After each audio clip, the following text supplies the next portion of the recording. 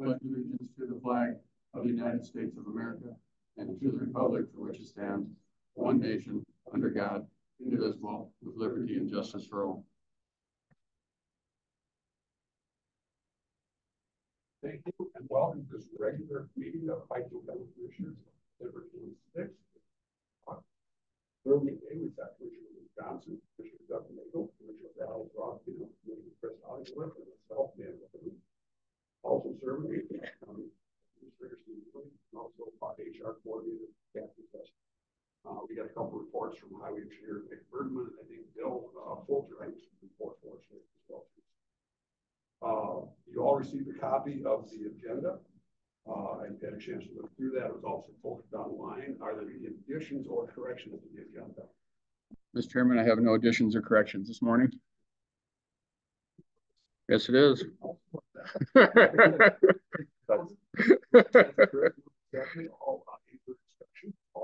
Aye. You also received a copy then of the consent agenda. Consent agenda is made up of the approval of the first one was our truth and taxation. We had on 12/11 and also on 12/12. Also tuition warrants, and you see a copy of those, and also tuition warrants of 5/15, 5/22, excuse me, 12/15, 12/22, and 12/26. And the last item there was the hospital warrants of $1,008,341.71. Mr. Chair, I'd move for approval. Thank you. Look, it's been moved. I will move and second to approve the consent agenda. Any further questions or discussion? Hearing none, all in favor? Aye. Okay, Nick, we are ready for you. Nick Berger, a highway engineer, has got a report on road and bridge items.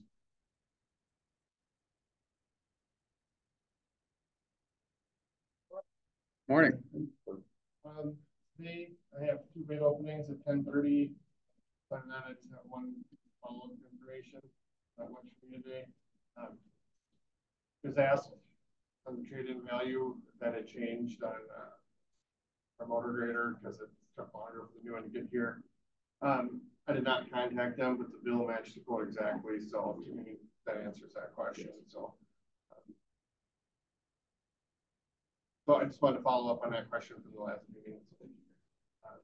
So nothing else for me at this time. Everything else I have is at 10:30. So I guess for what it's worth, we did end up doing some salt sanding yesterday. Some response. So first snow of the year has to come then, right?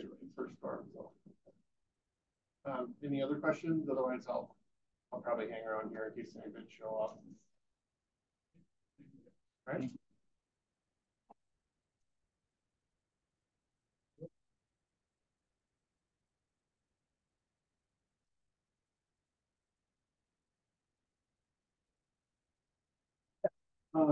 So I'm bringing a quote to you this morning for approval. This is another piece of dark trace. They have several modules. We own two of them right now. We have the regular dark trace appliance, which watches everything on the inside, and then we have a thing called Respond, which autonomously, if Bridget or I don't get to it, will turn things off, shut them down if it needs it out of normal, right? Well, this piece that I'm bringing looks at our email. So it's like another layer of email. After stuff goes through the Barracuda, it shaves off about 80% of the mail, whether it be spam or to somebody that doesn't work here, fictitious address, or old employees, or any kind of malware, stuff like that. But still, I think the bad guys have their own Barracuda that they run everything against and figure out what'll make it through. So stuff does still get through, and sometimes it's quite a scramble in the morning, or sometimes during the day, later in the day, where I'll find something and then I have to quickly respond or get a hold of all the people that have to.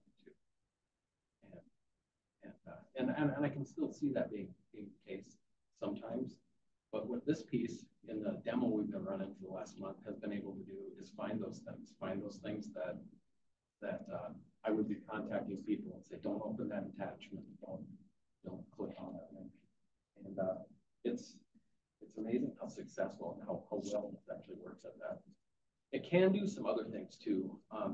You know, all of us get spam. Spam still gets through the spam filter, especially if you have some kind of relationship with a company.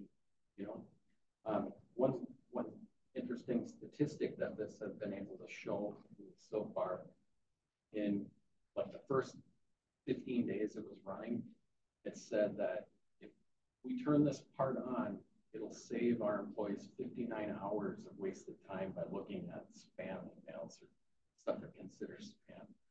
And that's just a huge number, you know, when you scatter it over about 100 email addresses.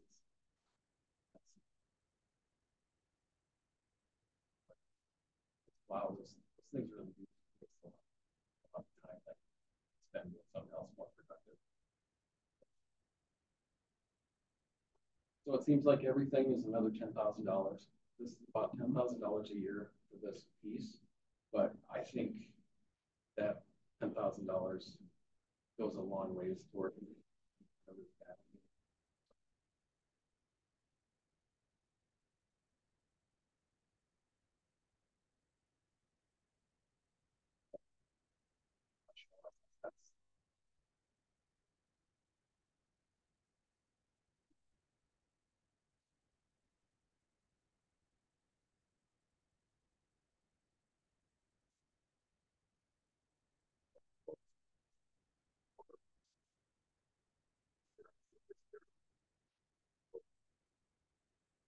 Hear that, I think Hard to believe it. I'm in support of any additional measures going. I'd like to put in for security. Ready to see what that salient presentation for CIT virtually last week, before that was very interesting.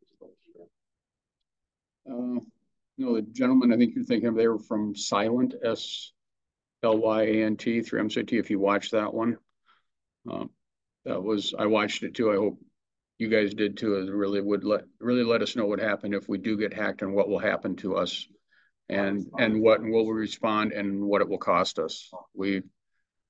Huge, not only in money, but in reputation and time, and not to mention if somebody got a hold of social security numbers of people, and then we'd have to notify everyone that was affected by that, we'd be spending tens, maybe hundreds of thousands of dollars or more to fix this. And we might even be paying ransom in Bitcoin.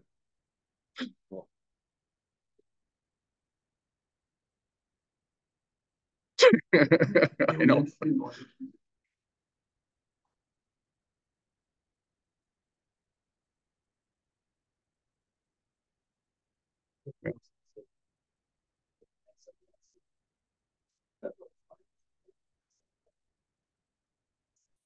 Oh, they don't tell you that.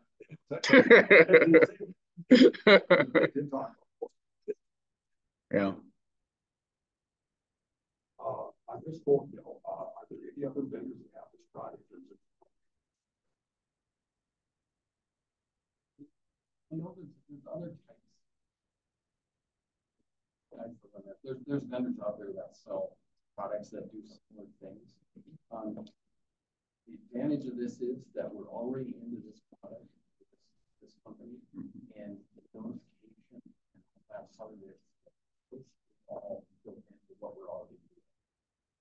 So in my head, it was kind of backwards to you know, I've got all John Deere parts and one international, nothing. So what you say is that you recommend that you make this purchase? Yeah. Yeah. I entertain a motion. Thank you, Dallas. Thank you, Chris.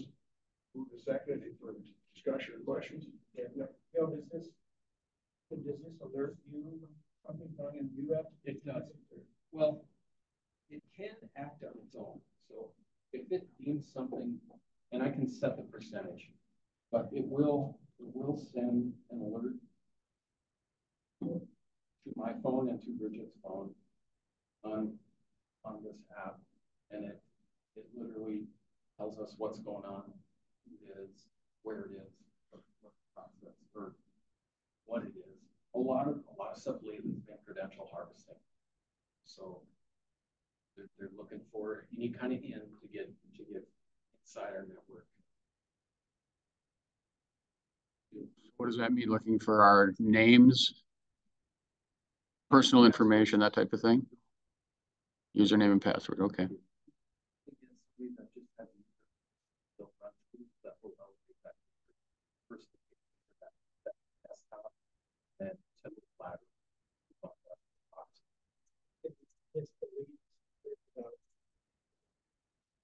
It'll remove the attachment.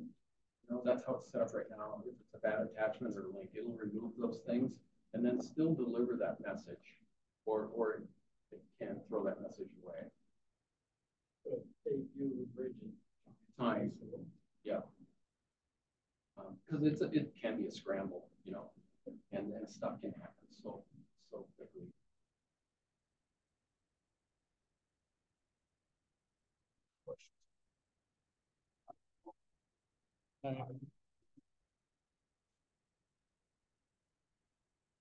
Salesforce.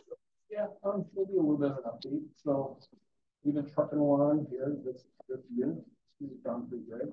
I've got a lot of projects still. I'm winding it down with a few things. We're getting the Office 365 pieces set up. Still some stuff that we need to have SHI do on their end, but we're doing zoning and flow water and highway into that first. I'm doing solo here, going for a couple months here. We're just getting real close to that. That's going to be fun. Still have Sean come about once a month, and that is working out pretty good. He's keeping us on top of all the things that are going on around the state, and then being able to get us all at least get things configured in the necessary way they need to be. The way we run our firewalls now is just so complex.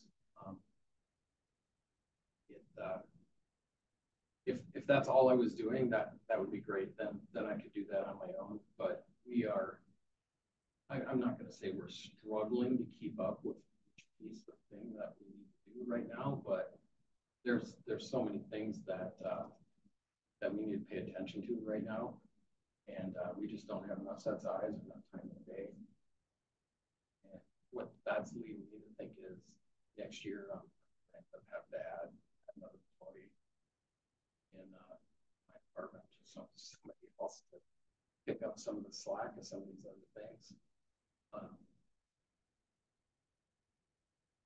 Our size, how does that fit? That's probably about right. We are right now. We're completely dependent on this technology to keep our department. So I see where that stops. We're stuck there now. Since December of 17. Doesn't seem like it doesn't seem like it's all. Got a few projects coming up this year. Got to keep going with the camera stuff. Somebody will get out of my verified white boxes. That's. I mean, we're still having some new ones every once in a while. But there's not many of those left now. It's just simply replacing all the ones that are banned.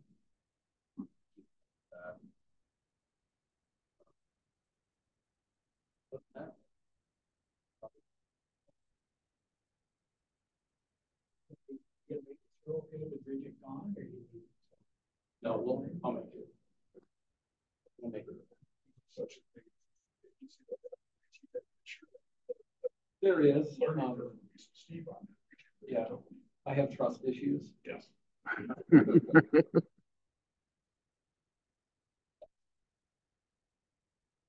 The times we've done kind of some similar stuff like I can get one of Sean's people probably have Yeah. and that may be the thing. We have Darren, one of his people help us with different things. Like CrowdStrike, following for CrowdStrike, and that does work for that, but a lot of times you have to hold that person's hands. I just do once myself. Because by the time I get them trained on how I want it done, then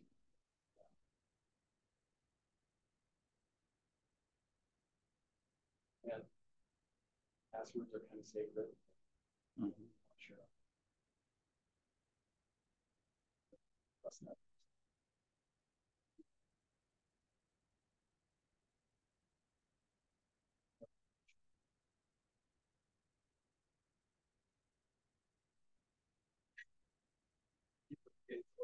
Yeah.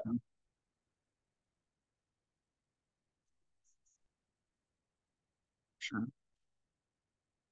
Well, thank you. Thank you.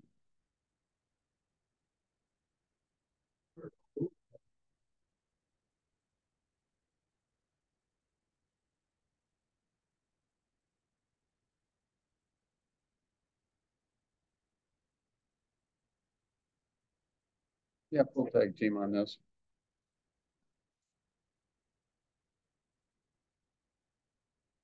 Several items today for salary increases for next year. So since the agenda starts with the non-union, we'll go with the non-union first. As people all know, we did a market study earlier this year that started in with going out to other counties to get their salaries. We sent the survey out to 12 counties. We had 10 responses, so we feel we have really good solid data to build our new Gallagher did come up with the 2024 salary as well. Each of the steps 75% between steps with approximately 35% from minimum is consistent with our previous. So we are updating our new pay plan with new dollar amount. Our structure remains the same as what it was.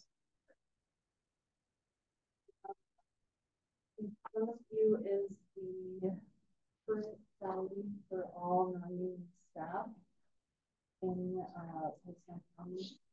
So the 2024 pay plan that I presented to you is all hourly rates.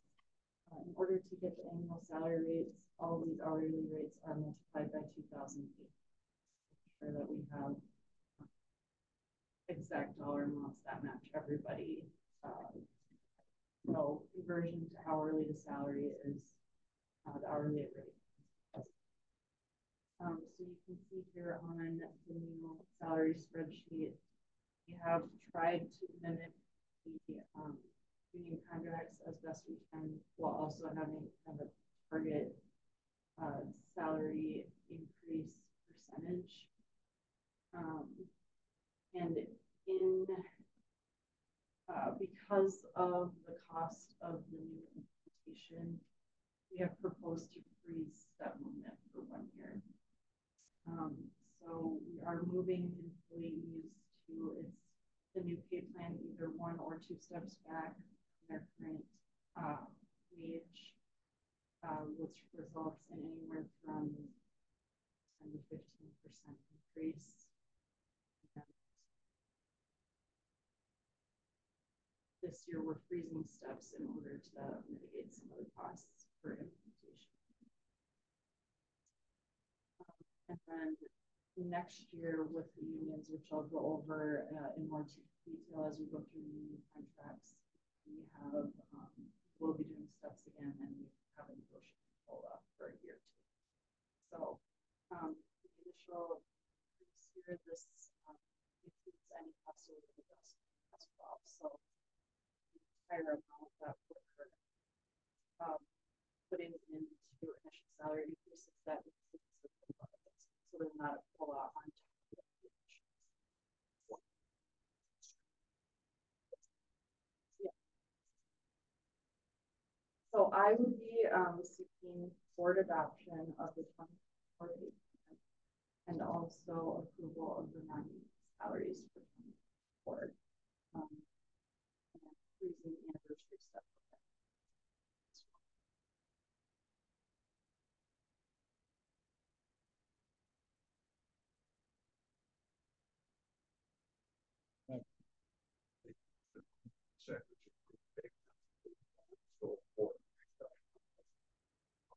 That's the first thing I'd like to start out with. Take that you also.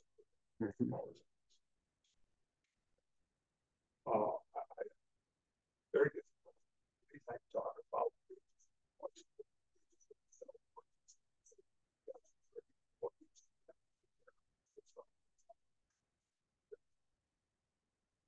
difficult when it's taxpayer dollars. Get what you so personally, I favor this.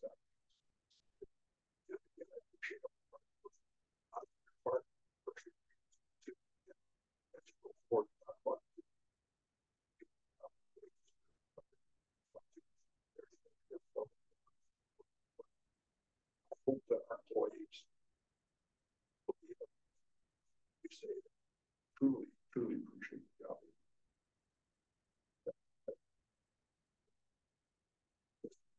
Just some general comments.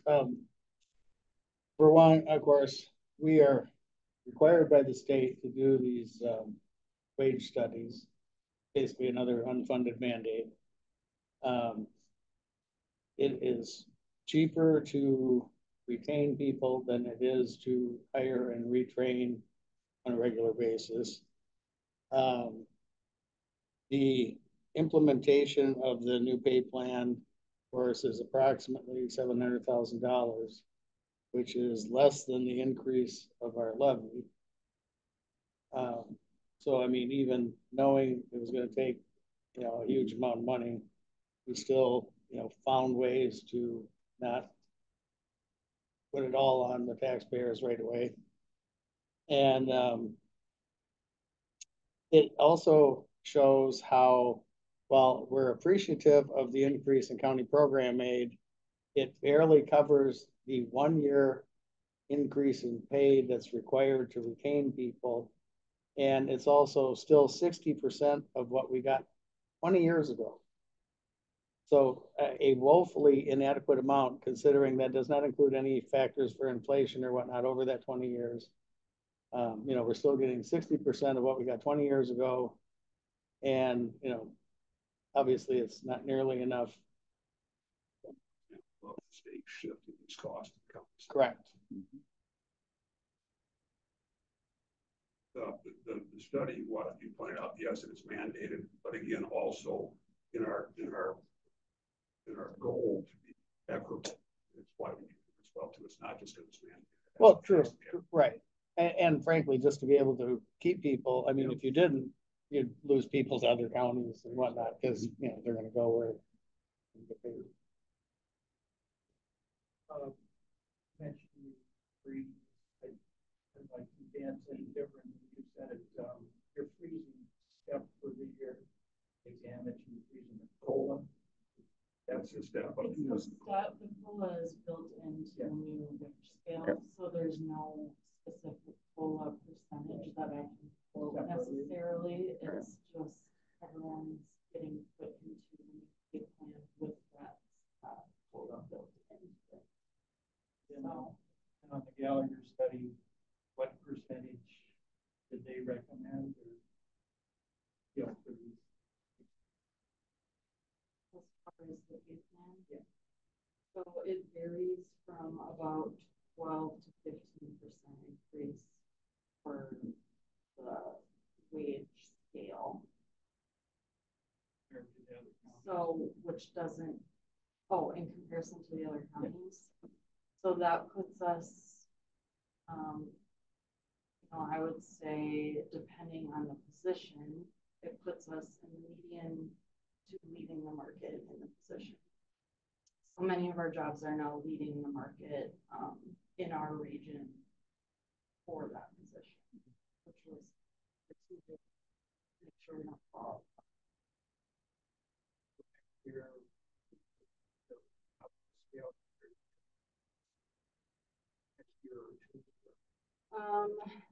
Well, there's been some large COLAs with other counties too. So, next year we're proposing a 4% COLA and then the 2.75% step. I've heard other counties in that 4 to 5% COLAs too. So I think we're going to be median to top. Not all of them are towards the top. Some of our positions we're getting to the median. Right. Yeah. So Summer, I don't have the Gallagher study, which I would like to see. It's hard for me to look at this stuff. If the study sometime,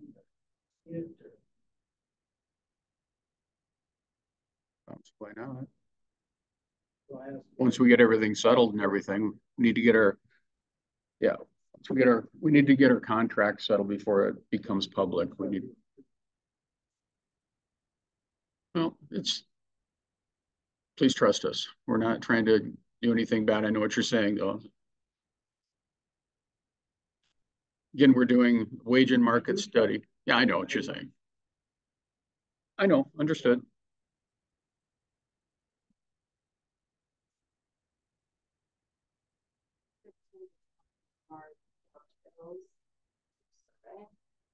And that's what the still talk about.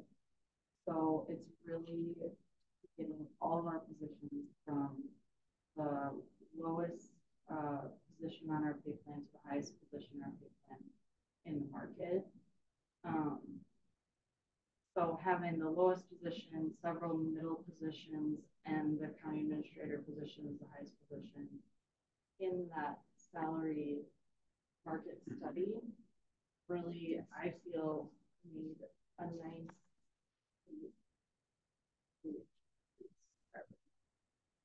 like we didn't target only this position is going to move out, only this position is going to move out.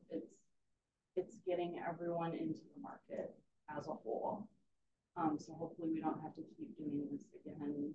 You know, we're going to move this batch of positions up this year, and then we're going to take a look at these other positions in 3 years. You know what I mean? So we tried to do a complete study from all departments countywide. And I think this is making us externally competitive and then fair in regards to positions within well. So distance between positions countywide.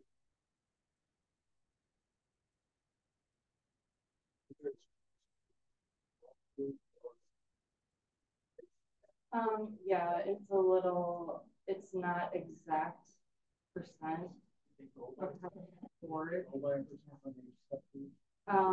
Yes, so our recommendation basically was we're going to move you from this pay plan to the new pay plan. You're one step back on the new pay plan that hopefully recognizes 3 years of service. So we're not getting that pay progression issue again where, you know, the newer employees are getting higher percentages than the long-term employees. In some cases, we went 2 steps back for the non-union just because of the percentage was getting very high for that. So they would be at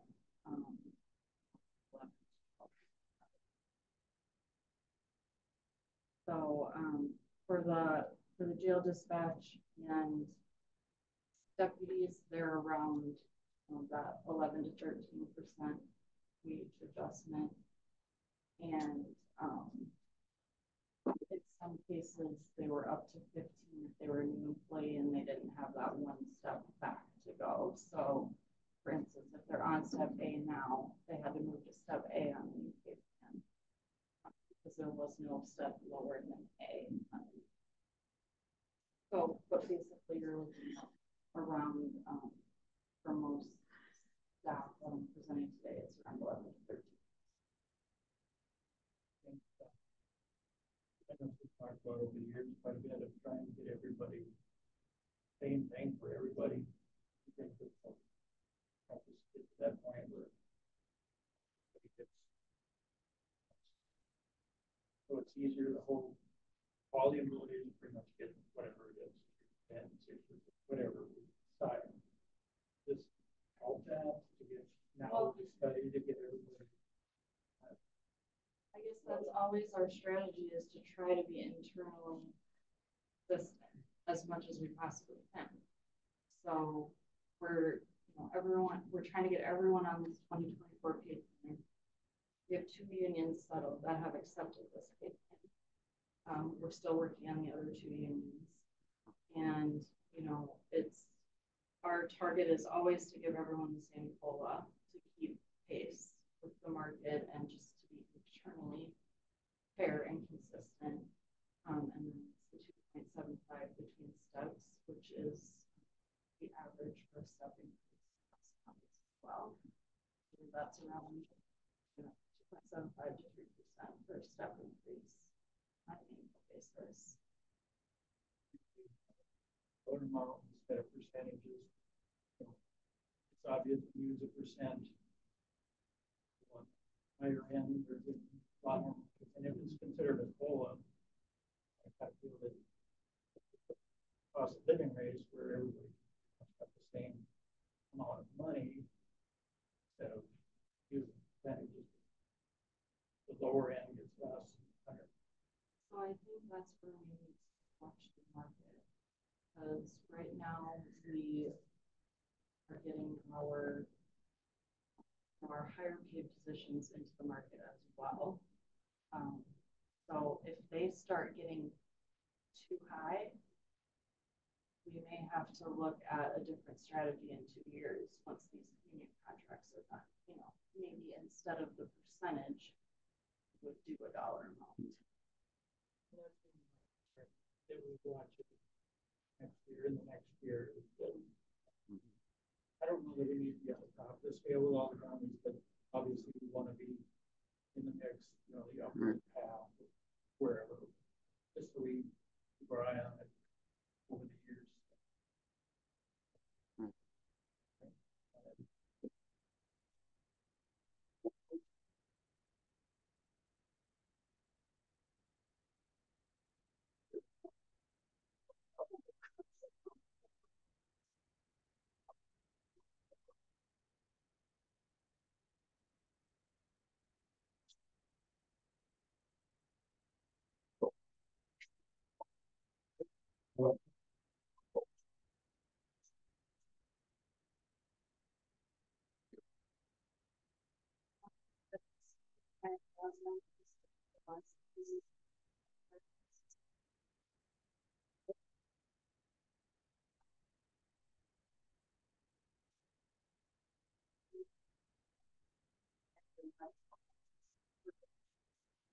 Contract, but just so you guys could see the changes to be distributed in the version of the contract.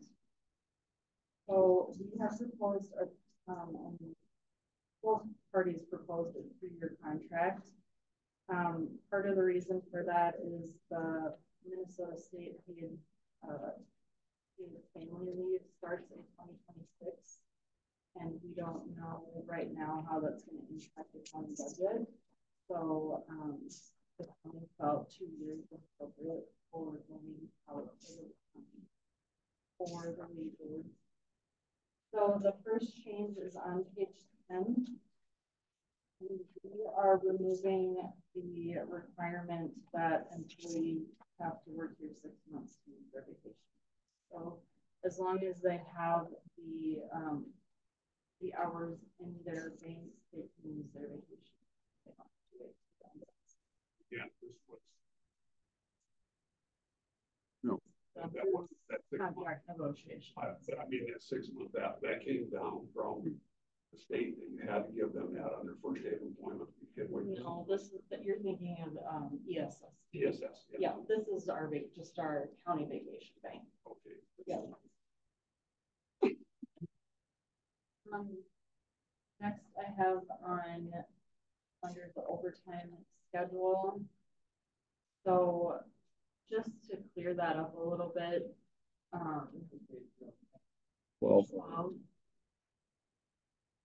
employees get overtime for any hours worked over their regularly scheduled rotation.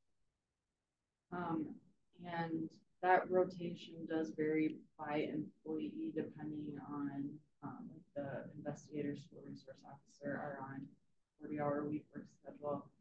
The rest of the road deputies are generally on the 160 hours in 28 days, although that does that could vary depending on management's view if they'd like to move that back to the 120 hours in a 21-day work period. So basically, this is just making it easier for staff and management if you put in any extra time beyond your regular scheduled rotation. So either that 120 hours, 40 hours, or 160 hours, you get overtime for those shifts. So that's just cleaning up that a little bit. The callback court time pay on 10.9, we have removed the compensatory time language from there, but then we added some new language under a different section. So they were able to use their court time or callback pay as comp time, limited to 20 hours in a year. Now we have agreed to allow overtime hours as compensatory time to 12 hours at any given time. So their max that they've had in their bank is 12 hours, and they can and remove that as they go throughout the year. Reason being, they can't, chief deputy and sheriff don't like to see large banks of comp time because it makes it difficult for back.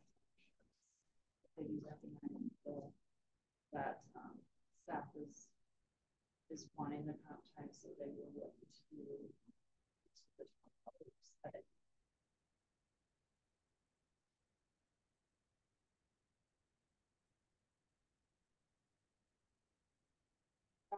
Juneteenth, that is just adding the memorandum that we already had into the contract. So Juneteenth is now a recognized holiday.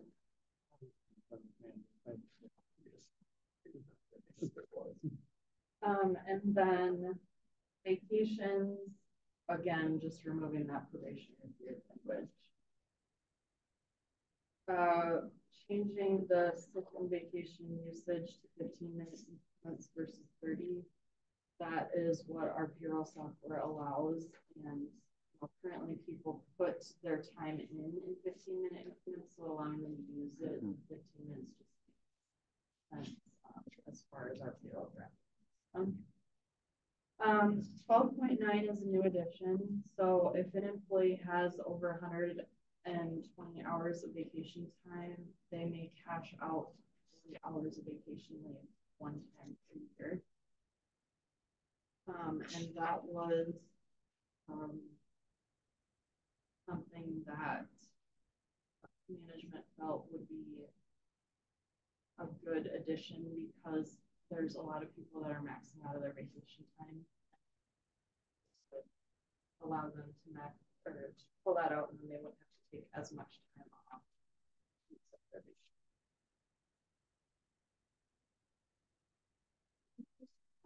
The next piece that changed is on page 19.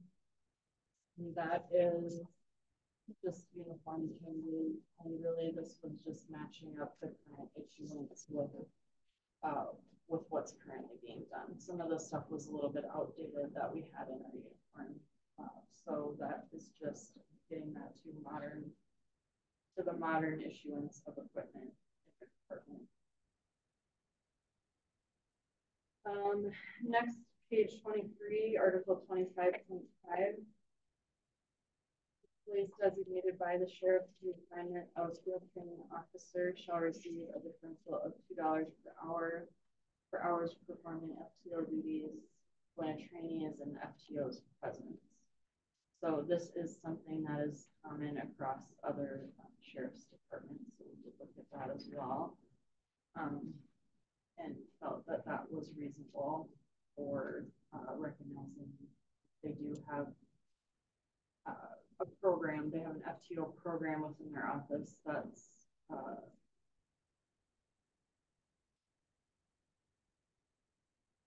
like 3 to 4 weeks, or 3 to 4 months. 3 to 4 months of it. Depending on position and the training. So they have a FTO program that they go through, and we felt that these would hours would be pretty easy to track and pay them those hours. Okay, and then finally, the last piece is the position classifications and pay plans. So we have the 5 positions covered by this contract. One of them did go up in a rating, that was the sergeant computer. The rest of the ratings remain the same. But you see here the new hourly rates are listed there. So employees are not eligible for anniversary settlement in 2024. And year 2, we agreed to 4% annual wage increase effective January 1, 2025, and then they are employees that are eligible in 2025, except as otherwise held not documented, and that was just due to part-time.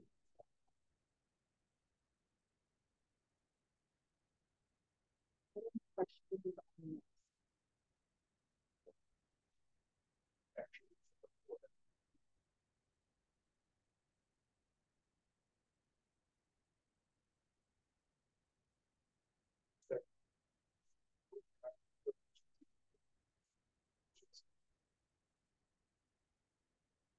I got a question from Kathy on this. Stop the stores. Just a curious question, do they use a uniform service or do they pick their up on that cleaning service? No, they just for new ones as said. So they So clean, start they to wear out. clean them themselves. Mhm. Yeah. Yeah.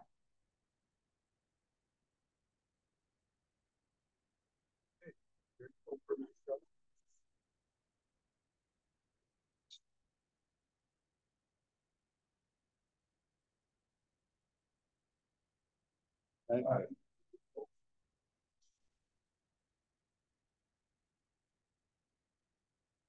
next I have the jailer dispatcher contract.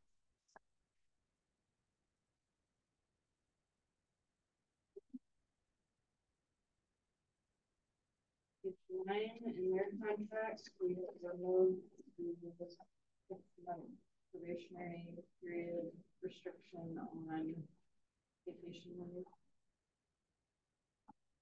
Page 11, we have added in the routine holiday. Page 12, again,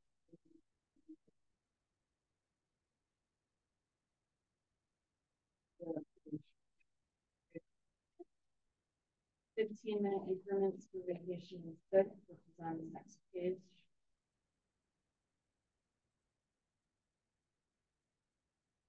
Uniform allowances on page 17, we have kept that the same as the last year of the prior contract. So there was a tiered increase over the duration of the last contract, so we kept those on the same as 2023.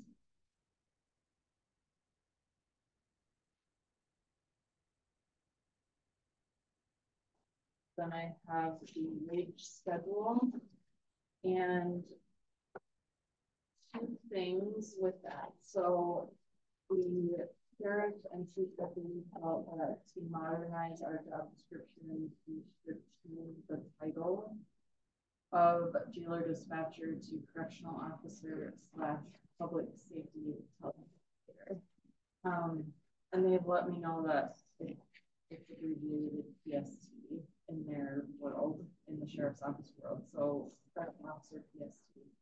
And this is really a statewide change. That's what most agencies are calling. So that didn't change the rating on the jailer dispatcher, but one thing that they are doing is they're adding a position too, and that's that public safety telecommunications coordinator position. So this is a new position and rating on our pay scale, and this would be basically the dispatcher and administrative assistant in language for that job, but we are planning to advertise to fill this position internally after this contract is approved. So we will be advertising within the department to promote somebody into the public safety. With that, we have the new pay plan proposal. The 2.75 again, roughly between steps. No step movement this year, but then starting up the steps again next year, and a 4% general wage increase next year, and then also the TAC officer pay, which is something we've had for several years. The person assigned to that gets $1 more per hour for the duration of the assignment.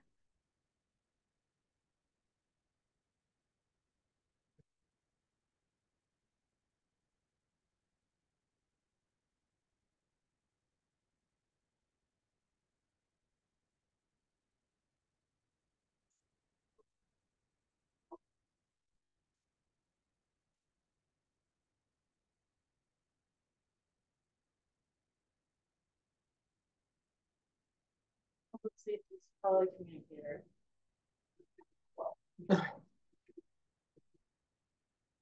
Yes. So any discussion at all on this contract? Mr. Chair, I just want to make a comment. Kathy did mention there's addition of the public safety communication coordinator, but that was with also kind of taking away the administrative assistant position. Yes. So that's not like a whole new position is added. That one was also. Yeah, with the INC departure, restructure. And so that part of those responsibilities are being shifted. We're going to clarify that.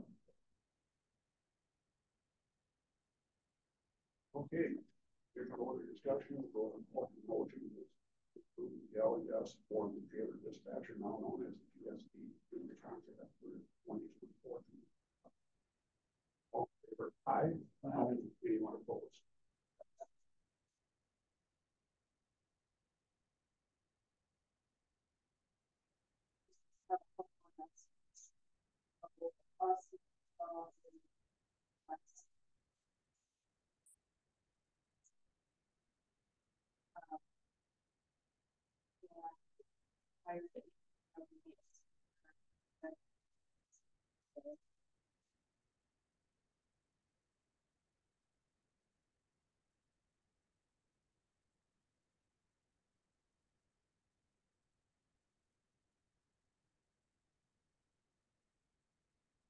Just like to say also, echo that Kathy did just a wonderful job working through this process, and my pleasure to learn from her as we're going through it too. This is the first study I've gone through since I've been here. It was, and special thanks to our board members on the committee too for learning along with us as well and helping with that too as we move through this. Staffing's not cheap. We need to maintain what we have. We need to attract people. We need to be competitive in the market. And I don't know if any of you took in at the conference the information from DDA, David Drown Associates. There are counties out there that are way beyond 10 years having done market studies. And we're talking, so you start better considering you're going to be doing between 3 and 5 years between these. Otherwise, you're going to be way out of market. Anthony reminded me, I think last one was like 2013 and 14 and didn't get implemented in 16, right? So it's been several years for us, and we all know that the market and the world has changed and gone upside down since then. And I'd like to say we are very fortunate that we are fully staffed in our sheriff's department and our public safety telecommunicator jailer dispatchers as well. I'm sure you've talked to other commissioners when they go around the room and say, you know, how many openings do you have in your jail? How many openings do you have at dispatch? How many openings do you have for deputies? And you're seeing a lot of hands go up with a lot of numbers. And Keith has said that too when he goes to meetings. They come back and say, how are you doing this? And it's just, we have good people, good training, and now we have salaries to hopefully keep them. And we want to maintain that as well. I know it's expensive. All the costs that were put in here were put in the budget for 24. When we were working through this last summer, Kathy and I were, and going into our, proposed budget and our TNTs, all the salaries were in our levy. So, and nothing really outside of it at this point. So I just like to say that it's expensive, but we need to keep what we have and move forward as well. Back into the levy and considering how expensive.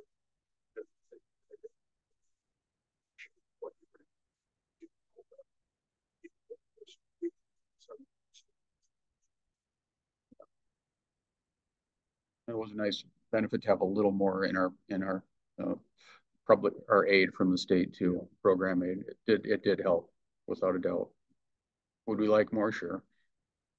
Would we like less? No, let's not go the other way.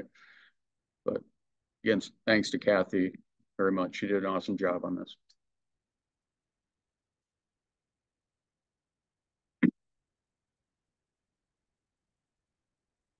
Our job isn't done yet. We have a couple more unions to work with here. We're halfway there.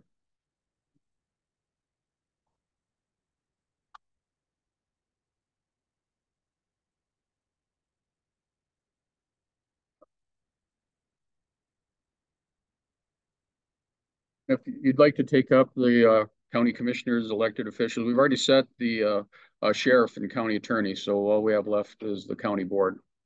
So if you want to take that up now, that's fine. We're kind of in that mode right now. So I did provide in your, it was handed out to you a copy of what I went through and put a percentage down of where we were in 23 and what some different percentages were for you in 24.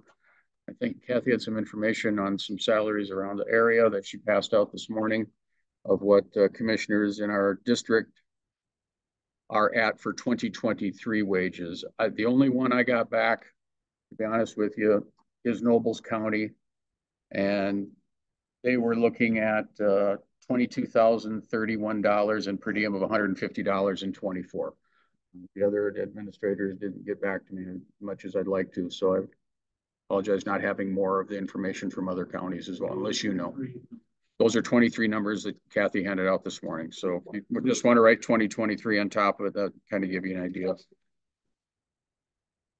Yeah.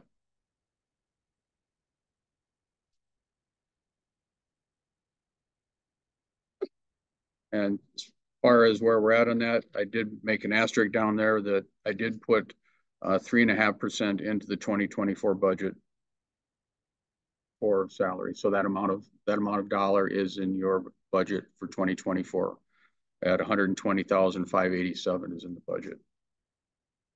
Plus, of course, your Medicare, Social Security, and all that go on top of that too. Those are all figured in on that dollar amount.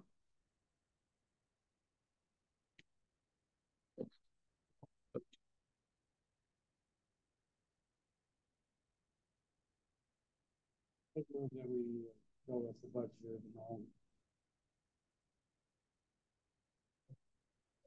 That would be 24,117 annually, or 120,587 for the 5 of us. Yep. Okay, second.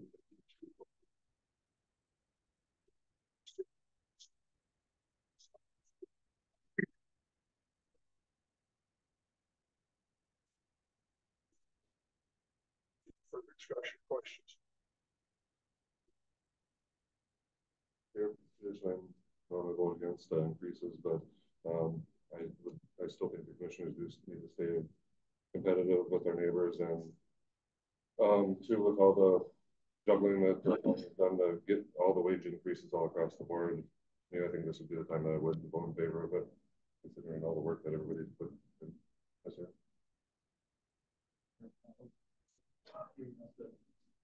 Employees deserve a raise. And I don't see why we should.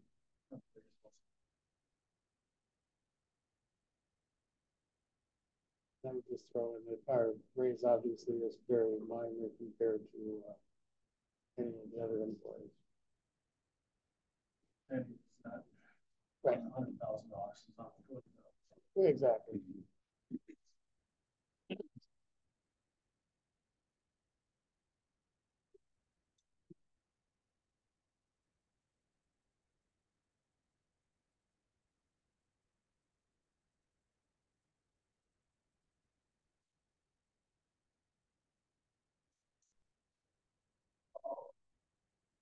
Compare us to the other counties. The lowest.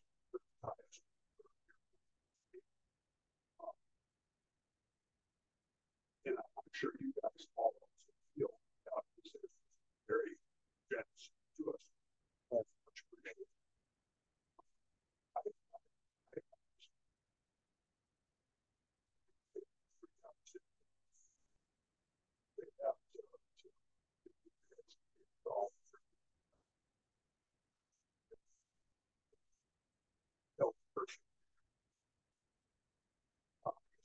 Anybody else have any questions? Okay, we'll go ahead. All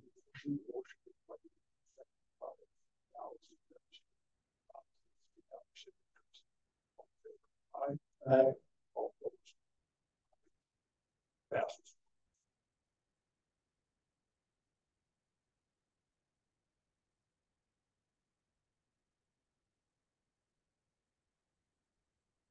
We need to set the per diem rate. Sorry? We need to set the per diem rate. Oh, you right. It doesn't say it on here, It doesn't say that on that. but we have to do it. Yeah. This year and for past, well, it's been 4 years that we've had it set at $100. What, you remember last time it was changed? Yeah. I do not. And again, comparing per diem rates to the other counties and so forth, so I just. Motion we keep the per diem rate at 100. Okay, move the second to keep per diem rate $100. Any further questions or discussion? Hearing none, all in favor? Aye. Aye. Aye. Anyone opposed? That does pass unanimously. Thank you for not letting it slip by.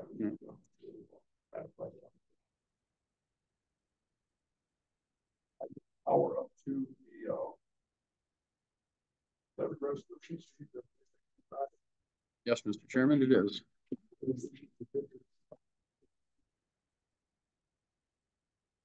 Yeah, that's in a separate packet, Mr. Chairman, and I did make some notes on there for you too, just so you can idea where some changes that were coming from since the TNT meeting. I have the spreadsheet with a little bit of yellow on there just to kind of track it down, and the resolution behind it mirrors the amounts that we'll be presenting. So what I did since the TNT meeting, I did some moving around of dollars, not changing the final amount I had at the bottom, but I did move $100,000 to building and plant from non-departmental 003. And that's a no net increase to the levy. The reason I did that is because we do have some larger projects here, and did get a report this morning that we did have water leaks over in the law enforcement area again. So we've got issues with the roof. So to put a little bit more on that to help us pay for that, I decided to move that over. I also moved 77,817 total from the non-departmental, the 003 budget, to the ambulance for increased part-time EMT salaries, Social Security, and Medicare. I brought those folks up a little bit as well to get in line where the part-timers need to be on that for what they're doing for the county. So again, they don't have any benefits, but they do have Social Security and Medicare, no vacation or anything like that. And next one down, we had information from Southwest Health and Human Services that they were going to be reducing their community health levy for the year. And that went reduced it $21,205 from $132,292 to $113,088. So 15.79% decrease in their requested levy for community health services. We also reduced the Welfare Social Services Fund, which was a second reduction. I'd had another one earlier on before we went into the truth and taxation, but they decided to change that a little bit. The increase was smaller, so it's a $15,847 increase from the original 1.695648 I had budgeted, brings that up to 1,679,801. So they had brought that down from a greater amount earlier in their budgeting season. So that's a 6.21% increase. So what I'm looking from the board is to look at this and recommend approval of the final budget and levy resolutions for taxes payable in 2024. Total taxable levy, $9,158,317. That's $643,984 increase over 2023, 7.56% increase. Helped with that is the departments did a very good job of lowering the amount of equipment supplies that they were purchasing, knowing that we were working on salaries. So Road and Bridge took equipment out of there, took road grader out, so that reduced their levy by quite a bit to help pay for the costs of implementing the pay plan for the employees. Had that not been done, and we would probably seen a higher increase as well. Plus, the amount of aid we received helped us out a little bit too, which is a nice increase over last year. So, stand for any questions if you have any regarding any of this. It's been a long process. We start this in June, and it's basically 6 months. So this is the way it goes, and it's like building the blocks, putting it together. So it takes a lot of time and a lot of effort from everybody, and board as well. Lots of meetings, lots of discussion.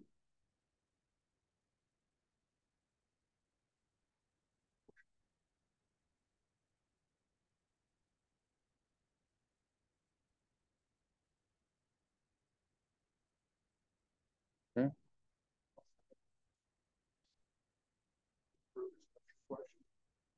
Just like to reiterate that, knowing that we had to increase wages in order to retain people, the increase of the budget is still less than that amount.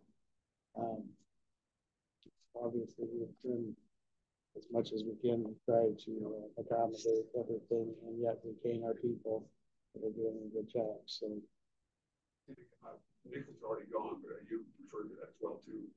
It's some sacrifices in the budget as well too to hold us down. And that's very much appreciated. And of course, we realize that the gamble we take there, right. But and knowing that coming forward that they're stars, they're not hopefully this light winter will make it easier for that equipment for last year.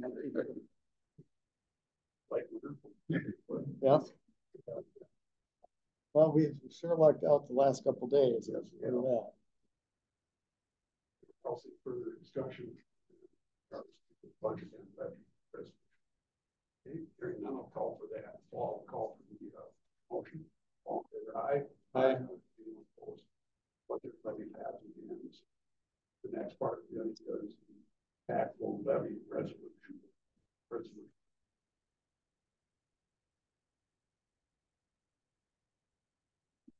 Yep. Kev, 593623 is just taking the dollars.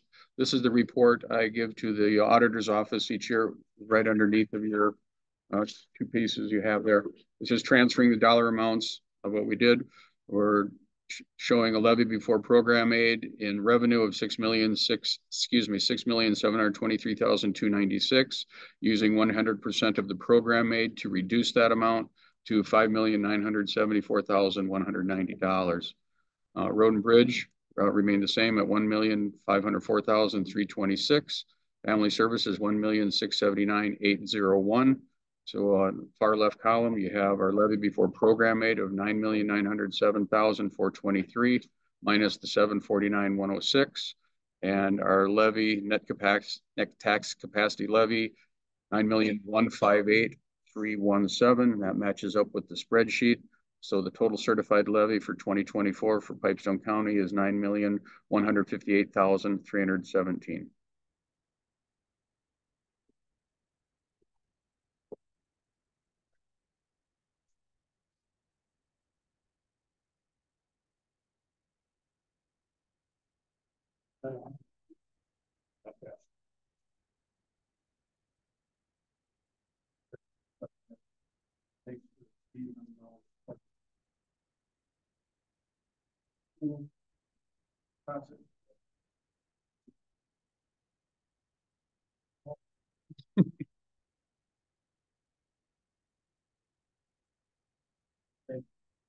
You're welcome.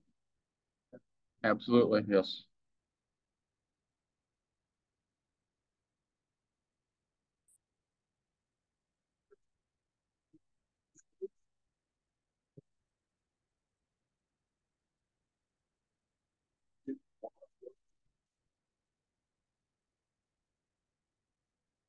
Morning.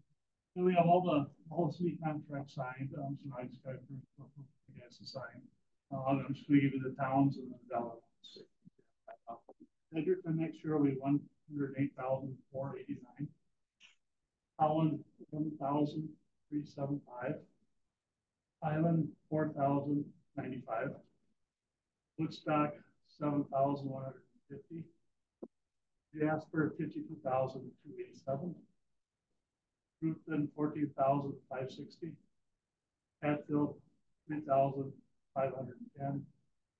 Kosky, 6,020. And then Pipestone, the sheriff's part of the budget, 804,564. The dispatch part of their budget is 270,400.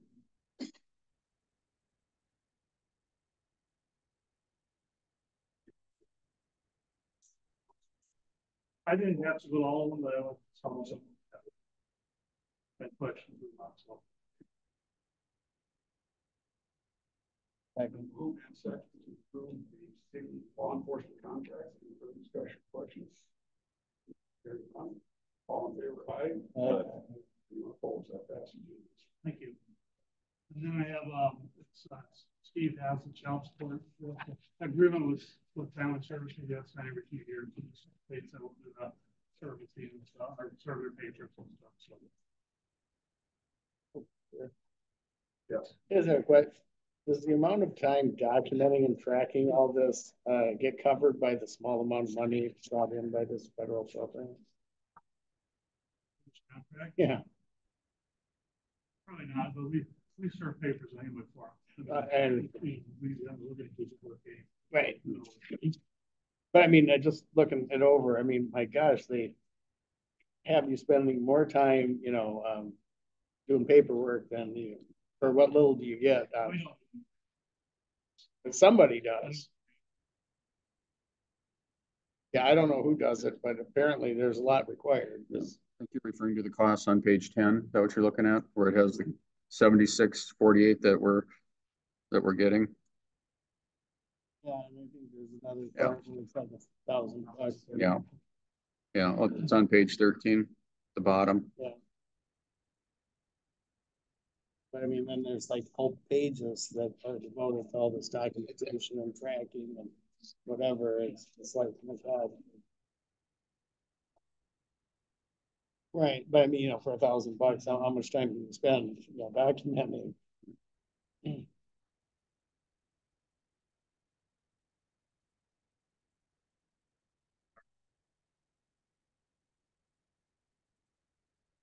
Right.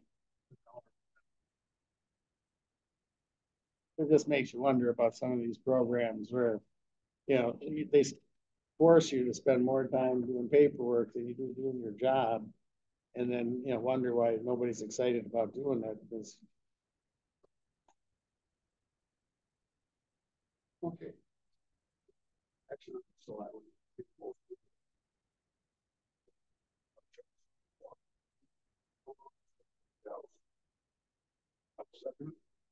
Second. Any further discussion, questions? All in favor, aye. Aye.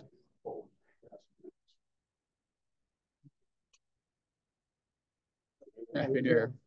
We have a little bit of time yet. Should we maybe take a recess? Sure. Yeah. Full 8 on that box. You don't have any more HR, did you? Okay, let me pause here. Okay, we're in session. Okay, we will go back into order. It's now 10:29. I'll turn it back over to Dick Berger. He's got a bit over report for gravel and fuel. Right. Jared's checking at the auditor's office. They officially have until 10:30. So this is 10:30. Yep, 10:30 exactly right now. Good. I was looking at the other one. Which is fine. Don't, yeah, I'll wait for him to get back down that here. thing like loses time. Today, or? I didn't hear back from him, so I'm not sure. So we have 2 bid openings today. One is for fuel for the first half of 2024. We've been doing it that way, I don't know for how many years, but half a year at a time, so we got to save time. It looks like we have 2 bids thus far for that. Then the other is for gravel crushing.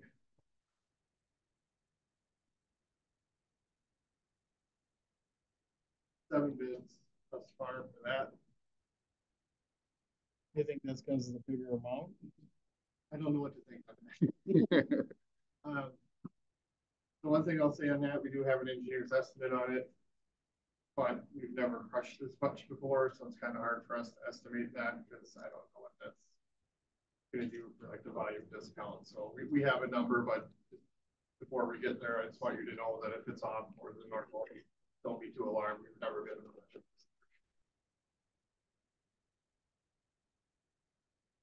good to go. All right. First bid for the gravel crushing. Will be excavating. Out of Kent.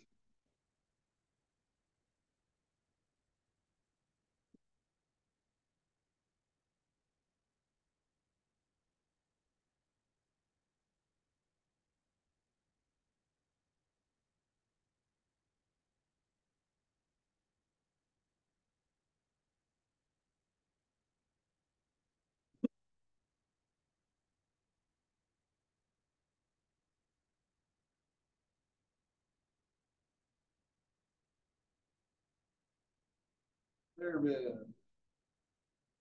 $214,200. $214,200.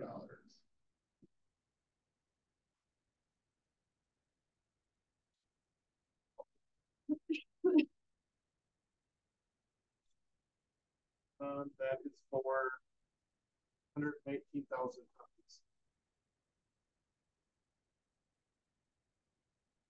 Yep, 119,000 tons.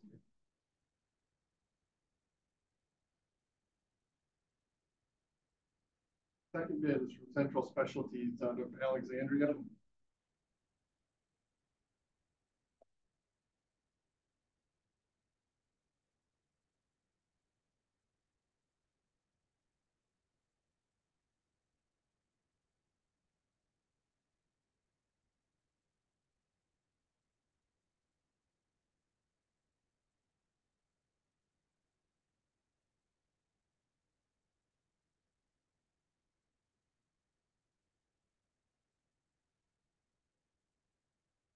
Their bid, $314,160. $314,160.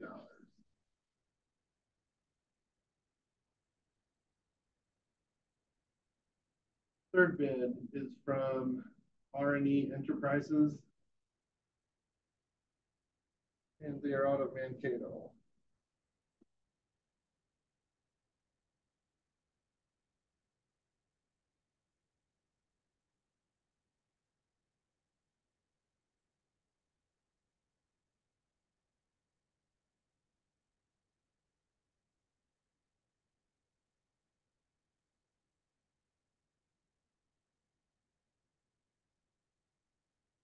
Their bid,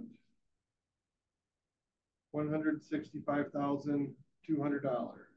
$165,200.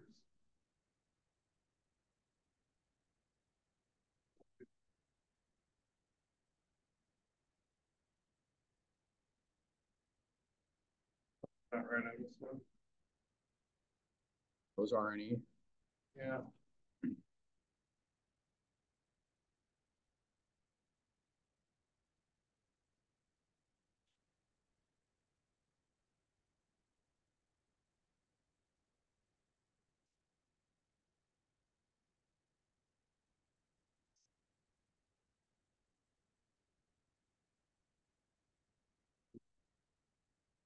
Hundred. 200. Yes, I run water on this by domain, but I think their bid is actually $367,710. $367,710.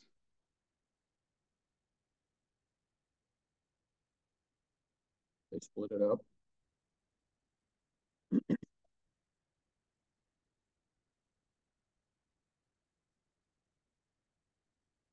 You have to go by the unit price.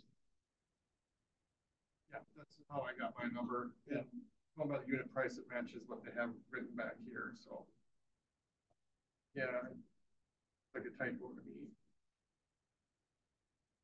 I think their bid is $367,710. Confirm that with the name, but I'm pretty confident that.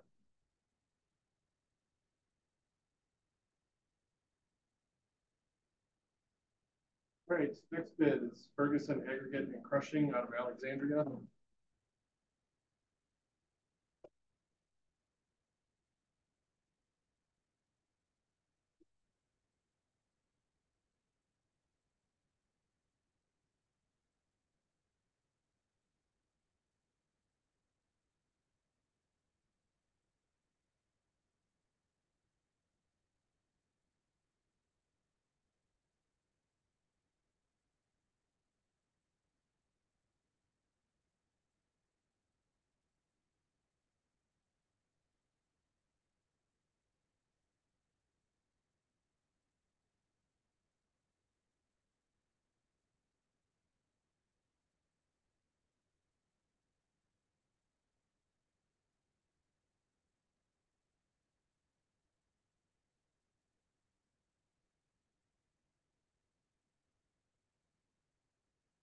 One looks like it's got cover page from last year's gravel crushing, but everything else looks right. So I want to talk with Domain on that. Well, it doesn't matter, they're not low anyway. Their bid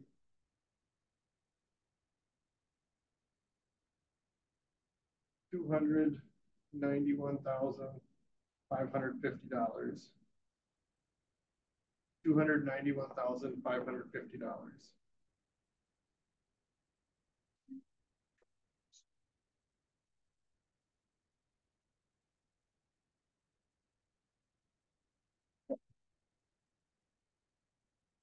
Yeah, it's gonna. No, that's odd. Next bid is from WMD Stefaniak and Holdingford. I'll have Jared look at these two and make sure it's not me. Weird, a couple of multiple irregularities.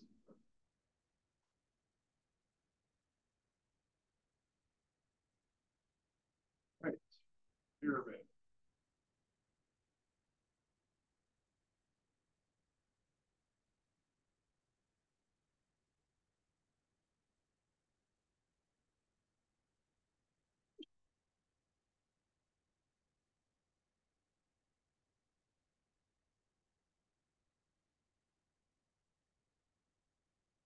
$348,670. $348,670.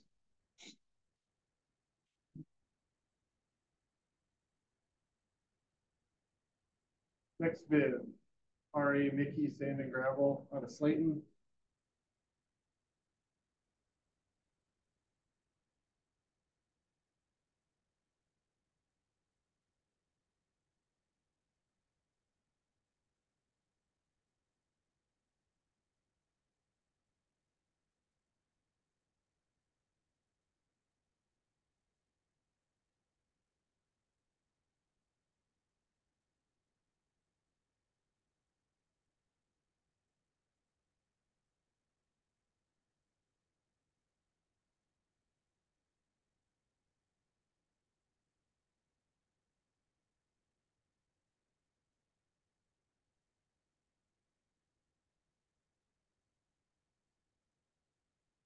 Right, their bid $260,610. $260,610.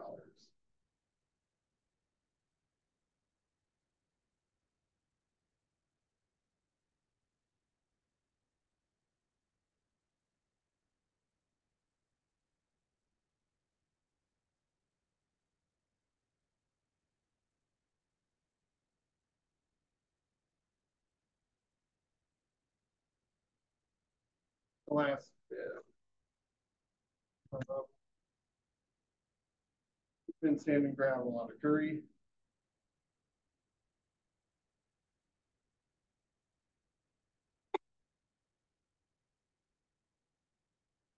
office is closed today. Amanda's gonna try to get a hold of him. And she'll call down here.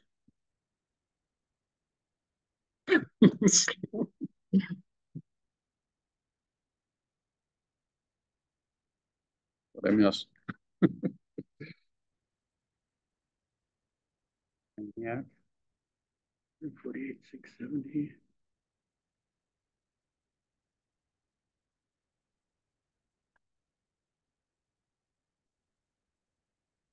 Yuki. 260, 610. Thanks. $218,960. $218,960.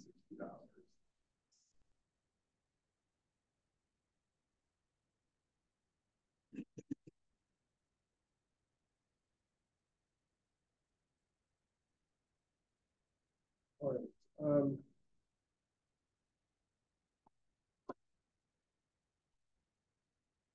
Yeah, definitely wasn't trying to figure these out. Yeah. Your estimate? Oh, sorry. 267,750. 267,750. Yeah. If you want, here and I talk, you can start looking at those if you want me to do the fuel bid. Sure. Yeah. Okay.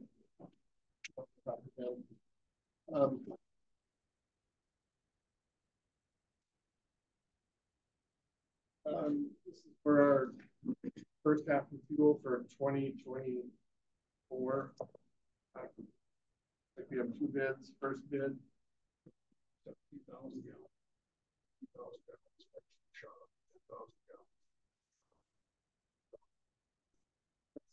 gallons. Yep, that's one. Yep. So, first bid, Chandler Co-op.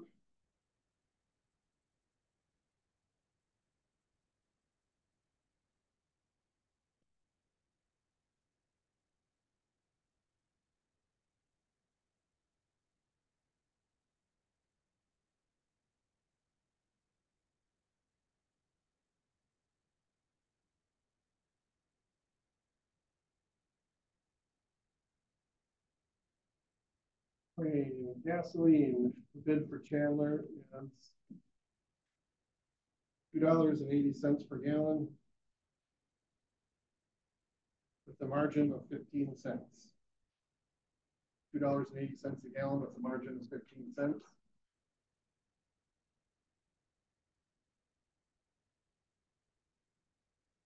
Diesel bid.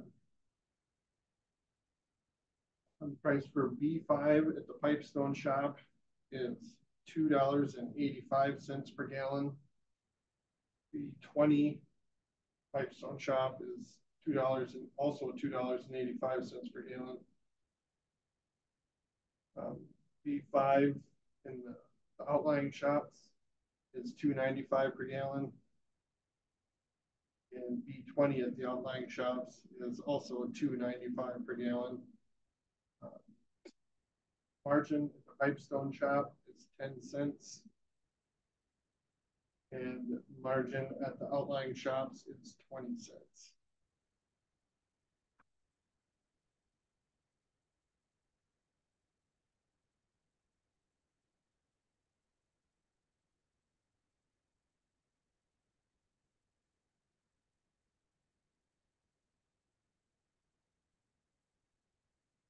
Next bid is from BioAg.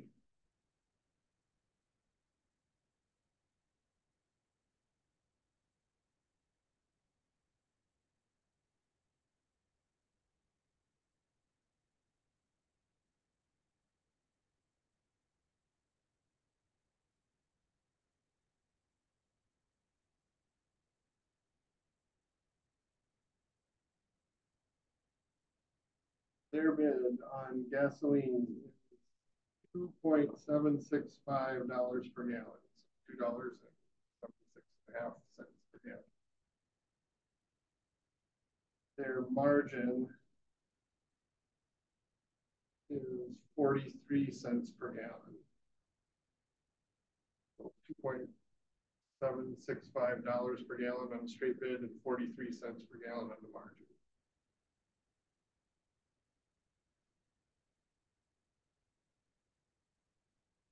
Have you ever used the margin?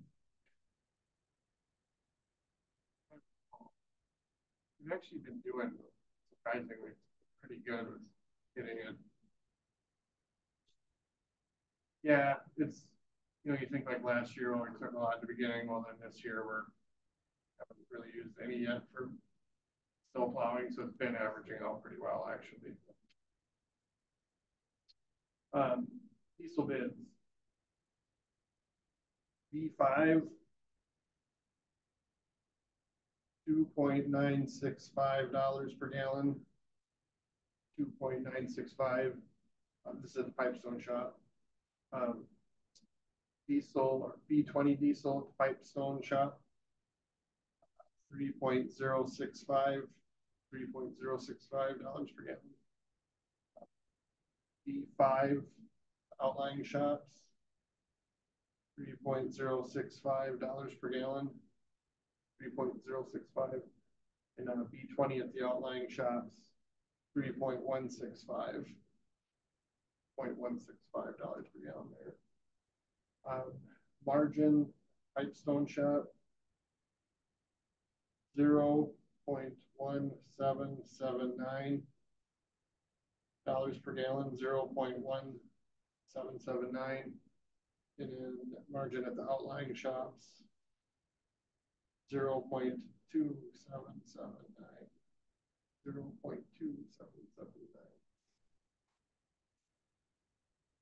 0.2779.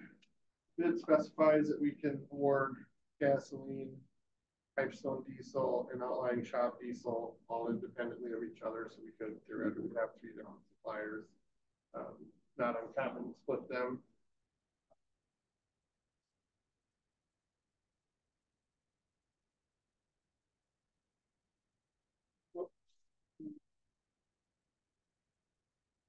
Me, like Chandler Co-op's cheaper on all the diesel, and BioAg is cheaper on the gas.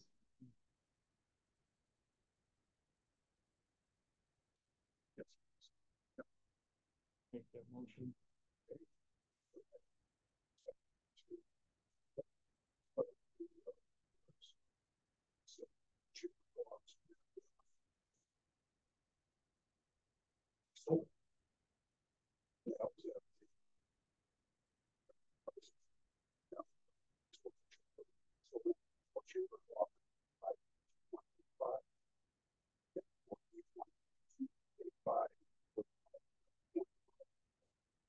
Shop, the outlying shops.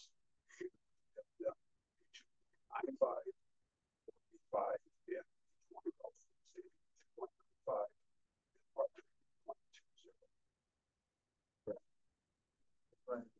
And then the BioAg with gasoline, 2.765 with the margin of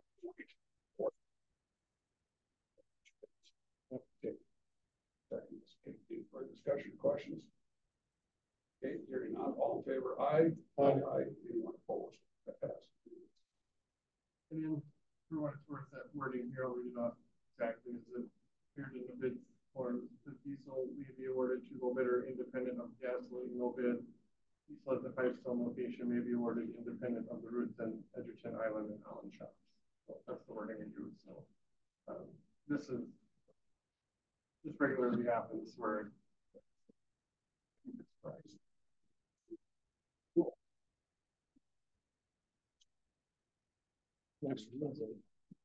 We maybe have, I don't recall that. I feel like Not such one of that bigger fee. yeah, I feel like historically it's usually better with we're typically better with just the straight bid and then I don't recall. okay. So where we have a little bit of right, but I mean your recollection is matching mine, so I feel better about that now. Yeah. Well, and first, hey, That's right. Okay, Mr. Chairman, got a hold of county attorney. He will be down here shortly. Recommend we do a recess unless you have other business to attend to till he shows up.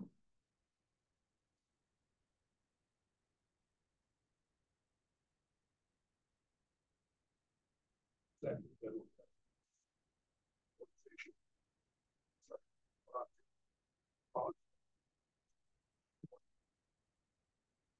Third of January will be a regular board meeting.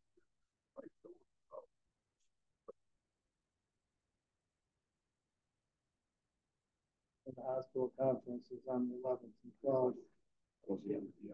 where, Doug, you get your certification then? Yep. Yeah.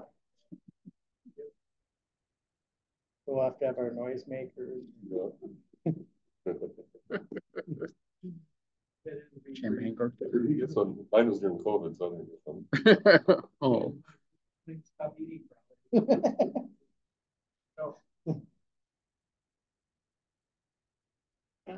It is 10:52. We'll go ahead with it. Very okay. Okay, it is 11:07. We are back in session. So I'll turn it back over. They've got some explanation. You had a chance to meet with the county attorney, and Sandy, and you got a chance to review through things a little bit. He did confirm that, when I initially read, it's a little bit from R&E Enterprises. They had two numbers on there. And one was 165,200. That didn't look right to me, so then I read off the other number I found, 367,710. He did confirm that 165 is not the number. It'd be the 367,710 is their bid, so they are not the low bidder. So the low bid would be Rogie Excavating. Didn't get a chance to go through all of this. You want to check. Yeah, we checked the math, and he, I don't know if he said those words, but he was looking at that. So I mean, to me, I assume, I don't know what else. Yes. Yeah. Yeah. We have contract requirements. Yeah. I assume it's correct.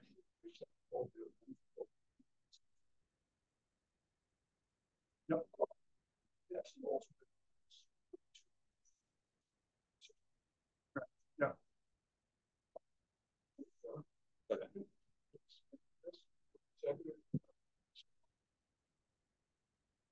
All in favor? Aye. Anyone opposed? That passes unanimously. Okay. The other business? I don't think there is. Mr. Chairman, I have nothing else for the last meeting of 2023. Almost. Yeah. No, gonna have to inflation. Better bring 25. We're seeing increases of everything, so I can't get rolls for $5.99 anymore. Or $5. Yeah. Oh. Labor shortage and supply chain issues. Now let's do a motion.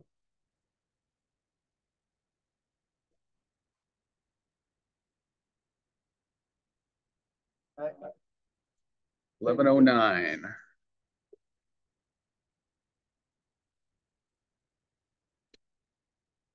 Station 1, 2.